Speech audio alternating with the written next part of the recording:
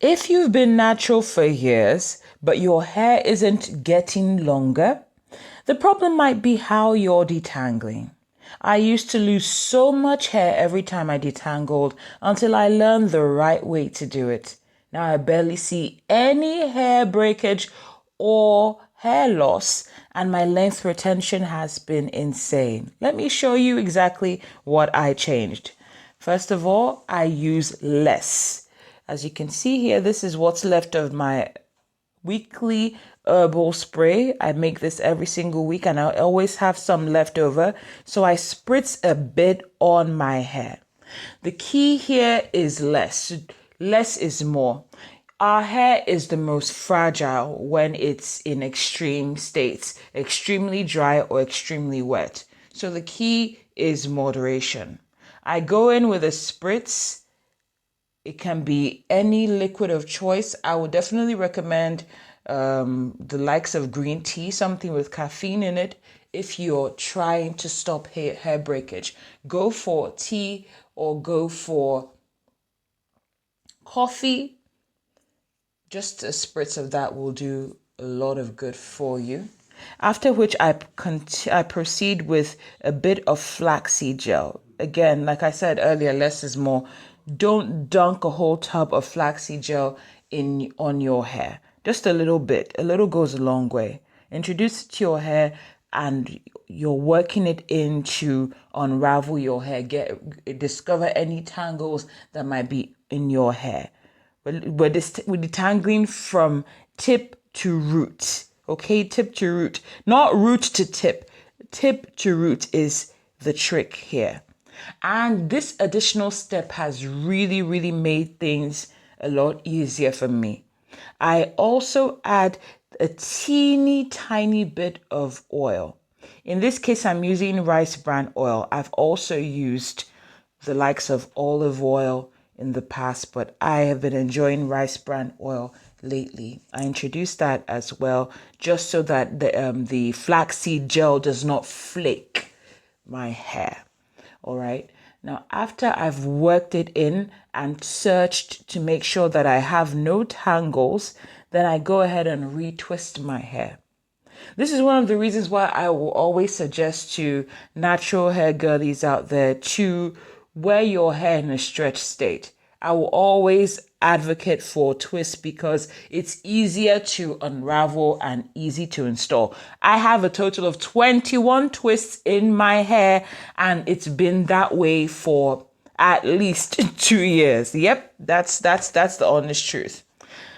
Another way to make your detangling session successful, which is also not talked about as much as it needs to be, is finger detangling. I would genuinely recommend to anyone who is looking to retain hair length to do the work that finger detangling requires.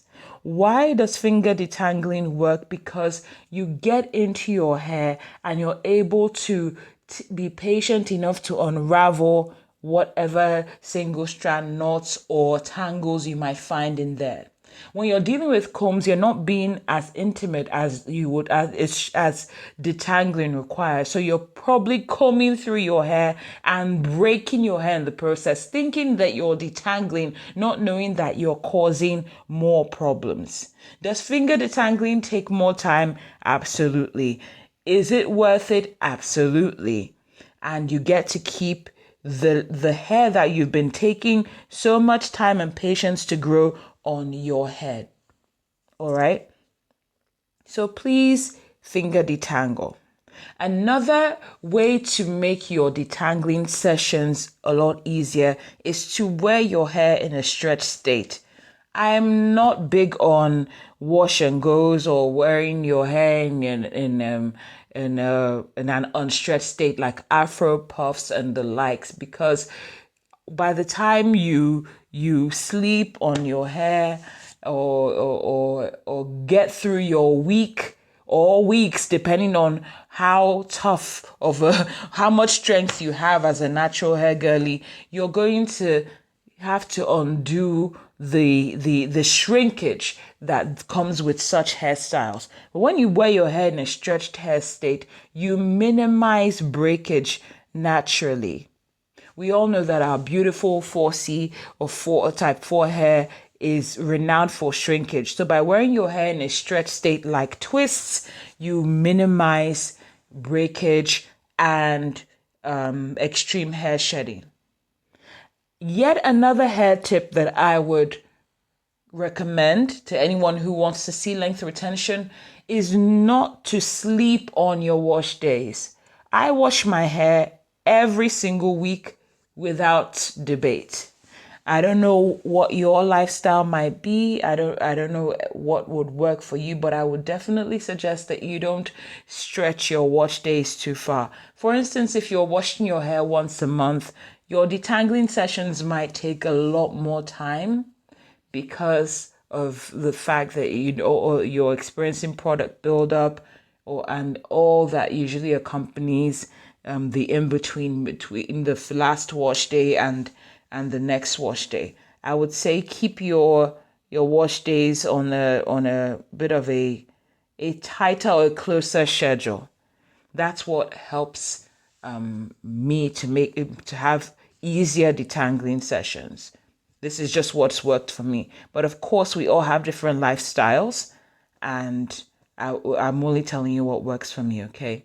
And another way to make detangling sessions less chaotic is by compartmentalizing, separating the days. Instead of having a wash day, you can have wash days. I'll explain. Instead of detangling your hair, washing your hair, deep conditioning your hair, styling your hair on the same day, why don't you spread it out? For instance, I detangle my hair the night before as a rule of thumb because I always want to take my time with detangling.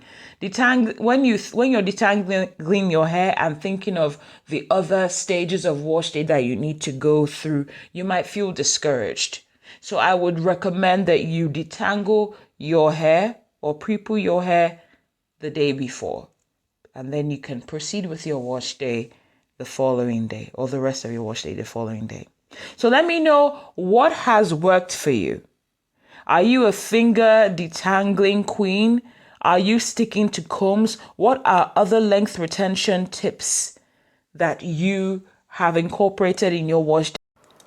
Don't forget to like, subscribe, and share with one of your natural hair girlies so that she can keep all that beautiful hair that she's taken her time to grow on her head, all right?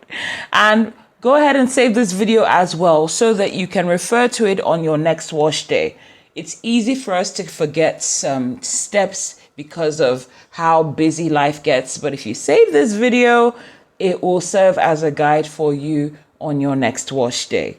Thank you for watching. I'll see you in my next video.